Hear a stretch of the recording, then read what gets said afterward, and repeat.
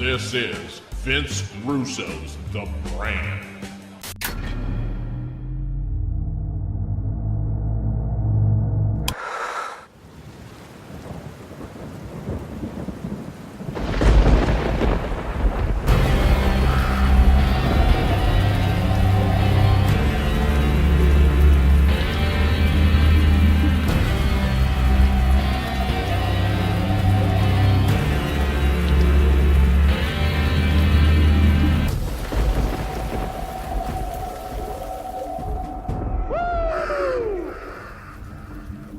Hey everybody, welcome. Episode 9 I guess now, Brokenstinger. Sorry, been away for a little bit. Just got back from a Devils game actually, and they lost to the Oilers in overtime. Mr. McDavid, I believe, had the game-winning goal. First game in like 10, 11, 12 months, give or take for me. And Provincial Center's good.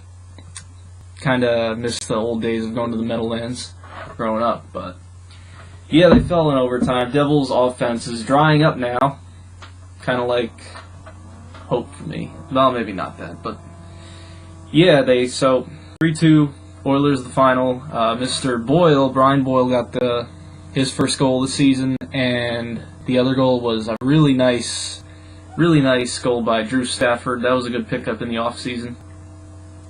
It's different when you watch it in person. I love it. The sound of the puck smacking on the sticks, the roar of the crowd, it's great.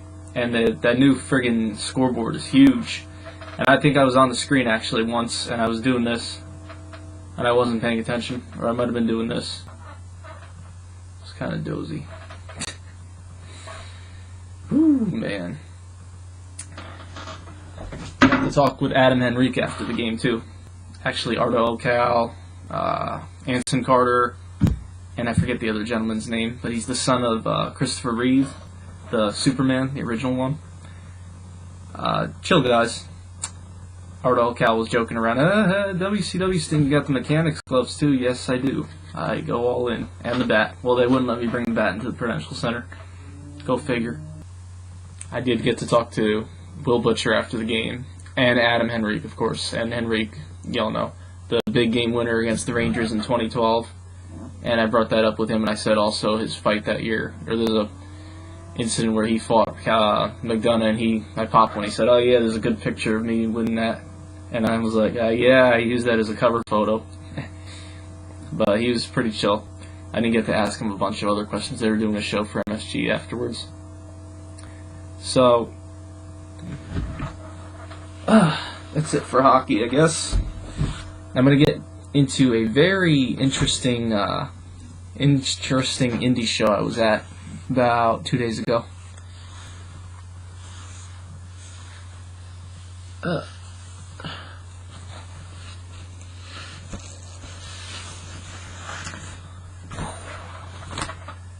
Talent. My foot hurts. Starting to get an ingrown toenail. Ooh, I shouldn't have said that.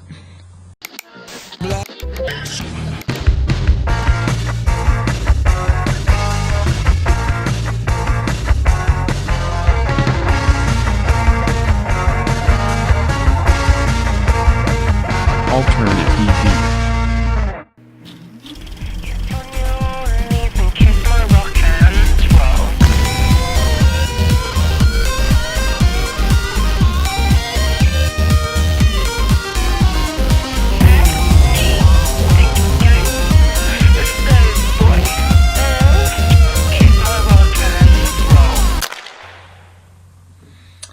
The other day, I got to go to a local indie show at Staten Island, Vito's backyard. It was Warriors of Wrestling, and I only go there if like big names are going to show up. At this one, it was Booker T and Scott Hall, and I actually ran into Scott Hall in the parking lot before I got in the building. I was walking, I parked my car, and I walked up. It's kind of a pain in the ass to park at the location where they hold the event. And he's like, "Oh man." High five, pulled me in. I'm like, how you doing? He said, better than you. And he was, yeah, you could tell he, no question about it. But big dude. And a lot of people, of course, appreciated my Sting cosplay. And I got in there, and Teddy Long was there, and really nice guy, talking to him. And I got him to say, I asked him, what kind of match are we going to have? We're going to have a tag team match. Who do you want me to face? The Undertaker.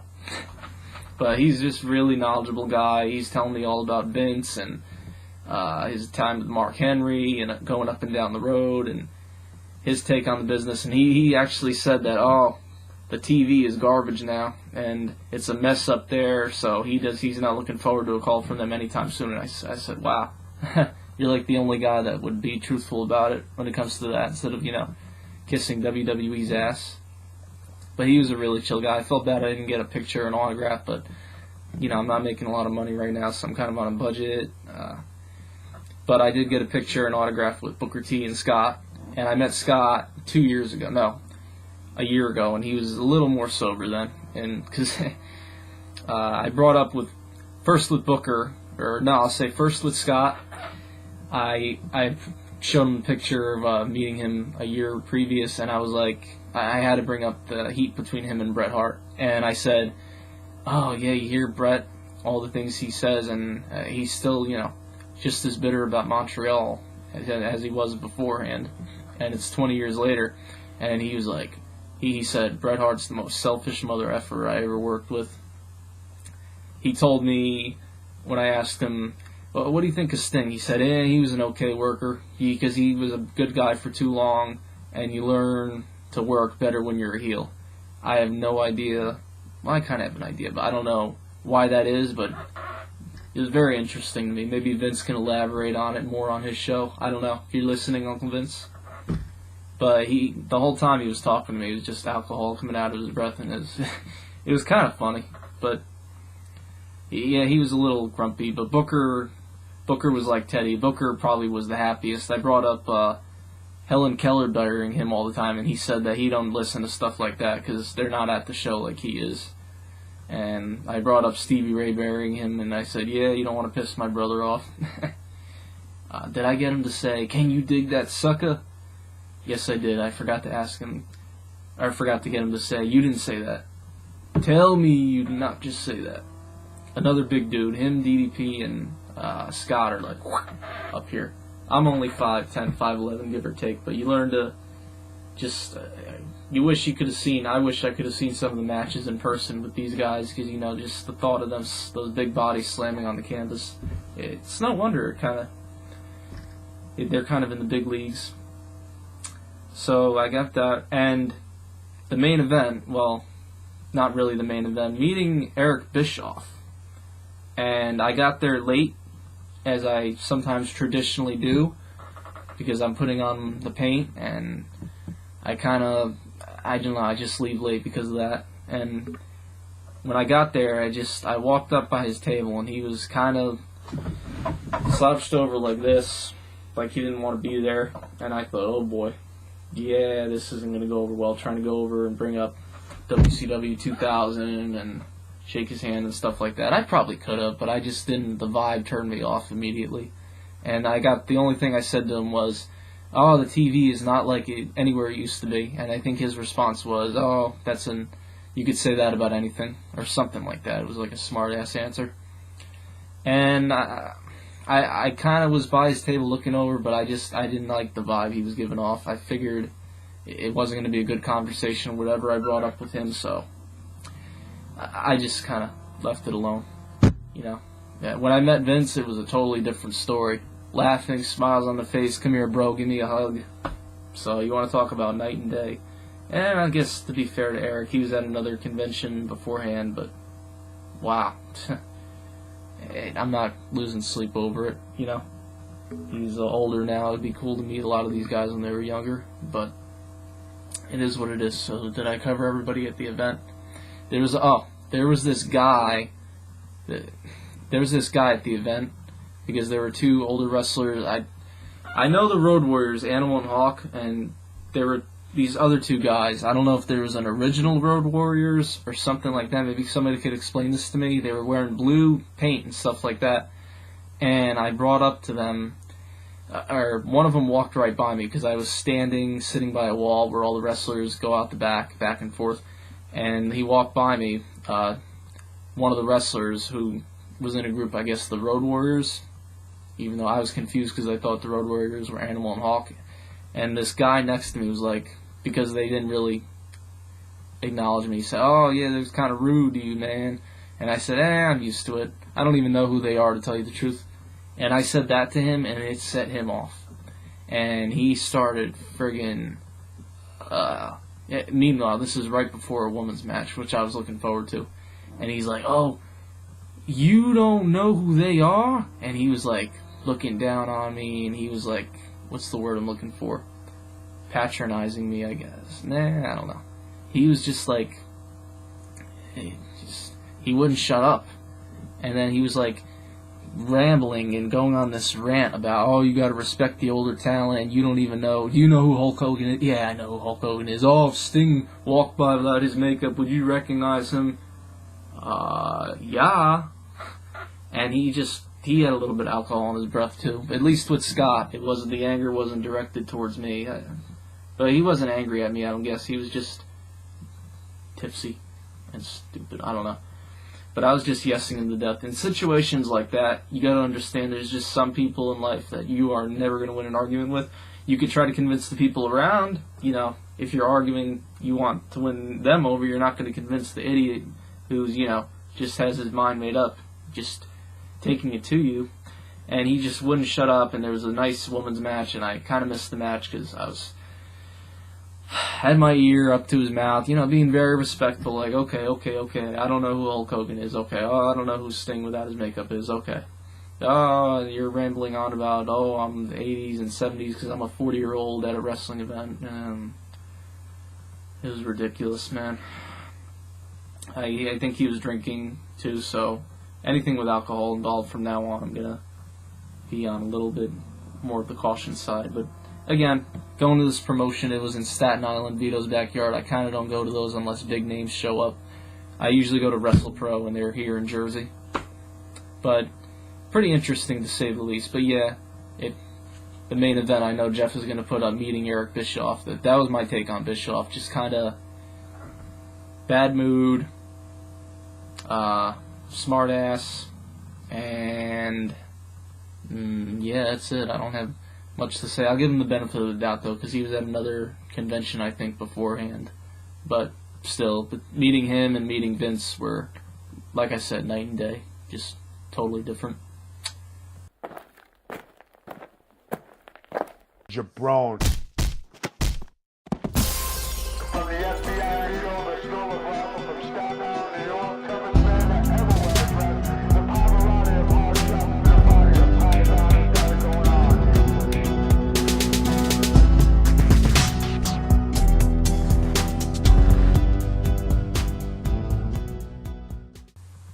That's life. Yeah, I just got done listening to that episode on the brand. And what a powerful series Vince has going, and I like it. Yeah, aside from castrating marks, but it's a powerful message, and Vince, I think, does a really good job of just addressing a lot of general concerns that a lot of us are dealing with on a daily basis. And he brought up a few things with, trying to figure out what your purpose is in life, and dealing with physical, mental ailments, and frustration, and failure, and anxiety, and depression, and just, that's why as far as finding a girl, I don't want a girl with a lot of baggage and issues, because my motto is life throws enough your way, you don't want to add unnecessary BS. But yeah, it's a powerful episode, and I guess maybe I have a little bit of a take on it. As far as he mentioned finding your purpose, I don't know what that is yet. He said God drops hints, and I have a few ideas. As far as the dealing with depression and failure, it's been hard the last couple of years for me in terms of kind of looking at myself in the mirror. So because I tried one major. I actually tried going to cooking school when I was 20, I'm going to be 27, and it just didn't work out. I was kind of in over my head, and I didn't take it as seriously because I was younger, you know. My mentality is a little different now, and I don't think I would still complete it just because it's not for everybody. And so I left that, and then my father asked me, well, what do you want to do? And I tried his major like a dope. Well, in a dope in many ways. You know, I did it for the wrong reasons. Civil engineering. And I had to go through all these hard classes, and I was doing math that I never in my wildest dreams imagined I'd be doing. The highest I got in high school was Algebra 2. And so anybody out there, by the way, who thinks they can't do math, if I could do it, anybody could do it. But yeah, so I actually got a 2-year degree from a community college over here, and I regret it now because then I went on to a 4-year, and I started, I was struggling more and not really liking it, and there was one class, the floaters were actually impeding my progress because it was on the computer and they were that bad. And so I dropped out, and that was the end of 2014, and I've been in a funk since. And I'm not sure what my next move is. And I kind of dealt with that by just getting back to, I got back into wrestling. It was the Shield versus the Evolution thing in 2014 was kind of the first thing in a while that piqued my interest and got me back, you know, into it. It was, I guess, a void to fill, going back to wrestling because I was focusing on school so much. You know, I guess I tuned back in when The Rock came back, but I wasn't caring about wrestling much. I was trying to, you know, get through school. And I was miserable because I was dealing with my depression and my anxiety, and I had a girlfriend actually when I was going to the cooking school, and she broke up with me, and so I went into this major I hated, and my girlfriend was gone. And I know a lot of you are thinking like, oh, boo-hoo, big deal. Well, you're right, but for me it was just my whole, you know, on the inside I was just very depressed because of the condition with my eyes and struggling in school or not liking, you know, doing it. Just, I wasn't focusing on a lot of hobbies. I still liked hockey, but I shied away from wrestling, and I just, going to a few live shows, I realized, you know, what I've been missing out on a lot all these years, and I missed out on a lot of things because I just, for whatever reason, my mind was so closed, and I tried to fill that void again after all that, going back to wrestling, and I'm still using that to fill the void because it's, I like it. If there's anything, if I could find a career in it one day, maybe, but the civil engineering, I was doing that just, you know, money, find something, you know, you need to make a living, and my dad kind of leaned me that way. But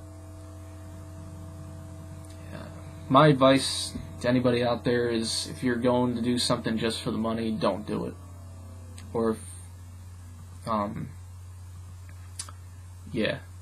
if you just have a bad feeling about going through with it, don't do it.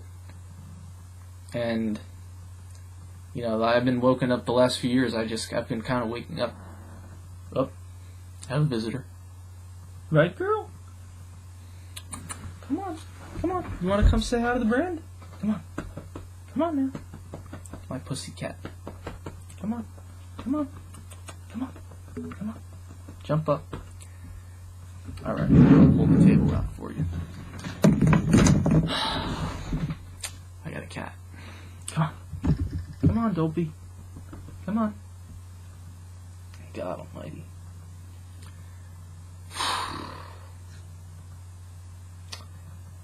So, yeah, as far as the depression... Ooh, ow. What are you doing? She was biting me. As far as dealing with the depression and anxiety goes, I dealt with it for a while. We're talking, I was actually agoraphobic at one point. Right, girl? Yes. Say hi to the brand. Aww. It's my Sting cat. She comes to me. Aww. Say hi. You're on air. Okay. Anyway, yeah, I was agoraphobic at one point. I used to have really bad panic attacks and irrational fear that I was going to suffocate and not breathe because I would think you can't breathe forever, so I would actually monitor my own breathing. And it became torturous for me. Something silly like that. Irrational fear. And one summer I actually spent in my neighbor's basement because I was just afraid to go outside and die. And I know that doesn't make sense, but it's the truth. So the anxiety was first. I used to have just horrible panic attacks, and anybody that has bad panic attacks, you know it is probably the worst feeling in the world. Just horrible horrible adrenaline rush of just all your fears coming to a head. It's terrible, and I couldn't control it for a while. I was bouncing around doctors. My mother was taking me to different doctors, and I was on all kinds of medications. I did go on pills early on, and I don't know if that screwed up my brain at all, but the depression, followed the anxiety, and I've been dealing with it since my teens, I guess, on and off. It got a little better because once I was able to conquer the anxiety without drugs to a degree, because I went to one psychologist who really made me understand that the first step with conquering anxiety is you have to identify it. If you legitimately think that you're in danger, of course you're going to, panic, and you're going to give in to what your body's convincing you. You have to turn your back on that little voice in your head that's telling you you're in danger and say, no, I'm not listening to you anymore. That's what worked for me, and that's my advice, because I was convinced, and it gets hard sometimes because anxiety gives you physical symptoms, and I still have that. I think something else is wrong with me. I'm going to a doctor soon, but it gets hard, but as you get older, you get better with experience. Yes, you do, right? And yeah, so I haven't taken a Xanax in God knows how long, although I have instances now where I wish I could have one just occasionally, just to shut off my mind, because I'm an overthinker. I just think about every bad thing and good thing, and it's not healthy for you. And I'm trying to think of a quick story. Actually, the first time I was on laughing gas, I popped up out of the chair, pushed the dentist out of the way, ran into the waiting room, and plowed over this old couple that was coming through the door. And I finally came to my senses. I was out in the parking lot. And I came back inside, and they were comforting the poor lady because I just plowed into her like a offensive lineman playing football. And I felt terrible about it. I kind of laugh about it years now, but I was crying because I felt bad because I hurt that old lady with my with my panic attack. And I've had other instances. I couldn't really drive if I wasn't if I wasn't driving the car, I would feel a lack of control on long trips, so I would get panicky. I went to a Devils game, and going to a hockey game, even with somebody, I would get nervous in arenas because I would feel a lack of control, like I was going to lose control and die. If that makes sense. It probably doesn't, but it's the truth. And so, anybody out there, anxiety problems, you could always DM me. I can give you my advice because I was Mr. Anxiety for a while, like I said. As far as the depression goes, I guess that's Uncle Vince, because it's frustrating because I conquered the anxiety, but now I'm at a place in my life where I don't know what to do next, and everything's uncertain, and I just feel very much a lack of control. And as far as, what our purpose is on this earth, if you feel like you don't have control, and I just think my opinion is I could be wrong, you weren't created by God. There's a reason you look like your parents. Your parents created you, and they decided to have a kid.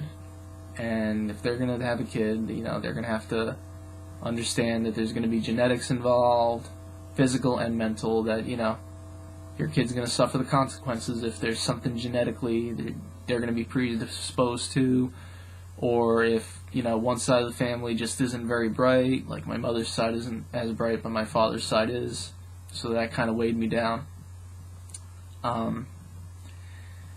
And,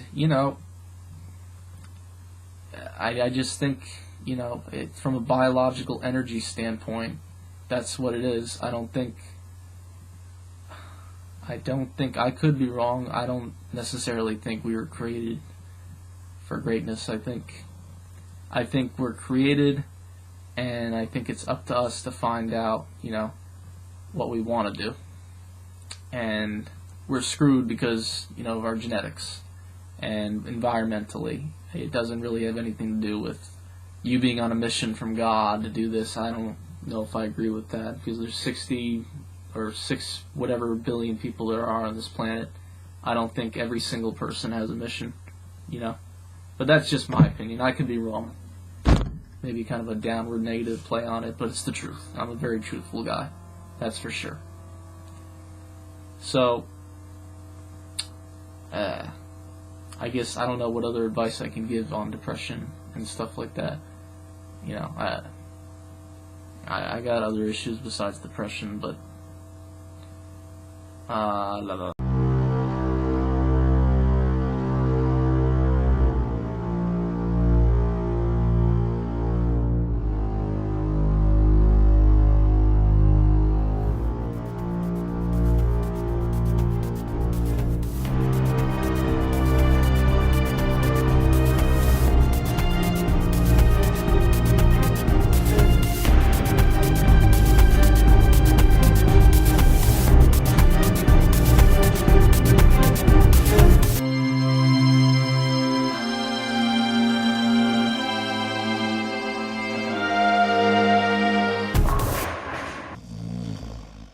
Vince, let's go. Jeff, here's why this show sucks off the bat. I didn't even care. Vince McMahon sucks, bro. Do you understand? You shoot an angle, that's the shit. They're pussies, You're bro. gonna bust somebody's ass You open. just took all this guy's flavor He really away. does suck as a heel. I can't stand this guy. Oh, yeah, bro, you're bitter. Get your shit together. So freaking illogical. Are you freaking kidding me, bro? And I'll be honest with you. All right, let's go. Okay, Jeff Lynn, do you have anything you want to throw in there? No. Woo! Just got done listening to Bucket Full of Chicken Necks. Good start. I didn't get to listen to what he has to say about Corey Graves. You know what? I'm going to do it live on the show. That's a good idea. But before I get to that, let's see what I have written down in my notes, what to do next. I get lazy and I don't do notes for this show. I just kind of wing it. And I apologize if the show's kind of messy and all over the place. It's kind of the way I'm at in my life. I would put more effort and more, better flow into the show if I wasn't worried about bigger stuff, And there's bigger things in life than wrestling and this show, but let's see what I got written down. Bucket Chicken Necks, toxic people. Oh, yeah. He opened the show with Bucket Full of Chicken Necks, removing toxic people and things in your life. Vince is 57, I'm going to be 27 December 5th. And I'm at that spot now. The last couple of years, I was going to school for something I didn't like, 3 years ago. Hanging out with people that I didn't really have a lot in common with. They weren't helping me grow in any way. And I was doing a lot of stuff that I'm at a job now that I get away with being lazy, but I'm kind of an introvert and I'd have to be around people. And I was miserable, especially I would work 4 nights a week, and I would come, or 4 to 6 nights a week, and I'd come home and I'd sleep all day, and, I let depression take over. So, I'm trying to find another job right now, then get a job with insurance, which I badly need. I need to get to the doctor, so it's one of the things I'm worried about, because my insurance just expired, but, yeah. So, I agree with Vince on that, removing toxic people and things from your life. At 27, I feel like an old man. Who knows? Maybe I'm closer to the end of my rope. I won't make it anywhere near 57. I don't know. Nothing's for sure about Sting or in life. But I'm trying my best I can to reconnect with people. I just spoke with a kid yesterday in high school, and I let him know that, listen, high school was hell for me. I would just try to get through the day without having a panic attack, and, you were one of the guys that made it easy for me, so I appreciate that, and he almost hugged me. It was kind of a cool moment. Really funny, cool kid. But, yeah, so, if people watching this show are like, oh my god, what is wrong with this kid, or he's all over the place, I agree with you, but bear with me. I'm trying. And I say a lot because I don't really plan this. I just wing it. But getting back to, I met Teddy Long, and I don't know if I mentioned when I met Teddy Long at the wrestling event last week, he reiterated something Vince was saying about the WWE being a mess, and again, he reiterated the fact that it's just a mess up there. There's a lot of people, like Vince said, yes men, no men. And until they replace all these people and get back to a good product, I could care less about wrestling. And people will give me, oh, are you going to watch, again, are you going to watch Raw tonight? Oh, are you going to watch the pay-per-view? No, I don't give a shit. I got bigger worries and bigger things on my mind. These, like Vince said, I go on Instagram a lot, and there's people that they write the goofiest stuff down that I wish I could send in to Jeff for castrating the marks, but he never gets what I send, or I kind of send it improperly, but it's just ridiculous with some of the things on here people write about, like Vince said, get a life. There's bigger things in life. Go watch a porno, go out in nature, do something different. I'm just trying to see if I could find anything on here. There's a lot of marks on social media in general, and the WWE is listening to social media, and I guess that's a perfect example why it's a bad thing. I miss before social media, and it's not just WWE, in my opinion. In sports, I cringe every time if I see an athlete, tweeting somebody, if that makes a news headline, so-and-so tweets, it's just a sad indicator of our society, in my opinion, that somebody larger than life that isn't going to go on social media like a little kid and tweet, and even worse, a news company or a news feed, that's going to be their big story. So-and-so tweets like a verb, and I just think, I don't know, that just pisses me off. Whether you agree with me or not, I think it's a sad indicator of this world, and I'm looking on my Instagram right now. Let's see what's written down. There's a lot of good pictures of old stuff of wrestlers on Instagram. Let's see. I can't find anything. I had one picture on here, or I found one post on here. It was something with Finn Balor and Brock Lesnar, and it was once in a lifetime, a must watch, and I wrote down, are you kidding me? Hey pal, I'm just gonna run something by you real quick. I have a new show coming up called SmackDown, and I was wondering what your take is on the new angle. Well Vince, I just think that you need more wrestling. John Cena needs to listen to you more, and I'm a big dumbass. Hey pal, don't be too hard on yourself. You're right, Vince, you're right. I'm gonna go now and I'm gonna worship my Finn Balor poster because John Cena doesn't listen to me, and I'm a dumbass, and I'm on the Steve Austin show, and hell's freezing over. Okay, pal. Just call me back later next week, alright? Godspeed. Hello? Mr. Boomhauer, I'm doing a show right now, I can't talk. There, Nick, I tell you what, man, talk about dang old devil, man, dang old 3-2 overtime, man. I know, I was at the game. Now, I'm telling y'all about that dang old Wade Keller, man, dang old, it sound like, oh, John Cena, I'm a big dumbass, woohoo. Yeah, I know, I don't like him either. But, hey, I gotta go, okay? Alright, I'll talk to you later. That was just off the top of my head. Very discombobulated mind. I'm thinking maybe if somebody gives me lines, I'd do better. As far as improv goes, I've got so much crap going on in this head, as far as issues, that I think it's impeding me. But I try. I do an awesome paint job, though. Don't mean to toot my own horn, but I try. I gotta find a picture of my very first time. I used to do horrible, but I did. Practice makes perfect. Hold on a minute. I did forget something. My one more YouTube recommendation, Castrating the Marks number 8. It's when Vince reads the email I sent him. This Nick Kolakowski sent me a freaking email.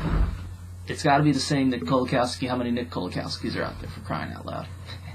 Or Kolakowskis.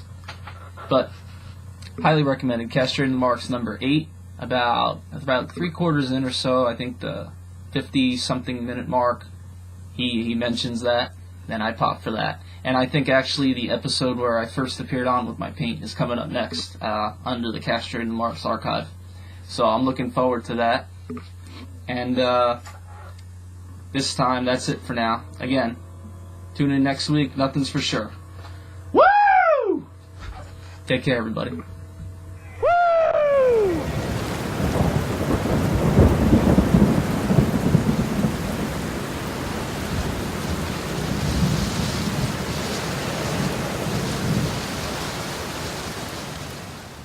This is Vince Russo's The Brand.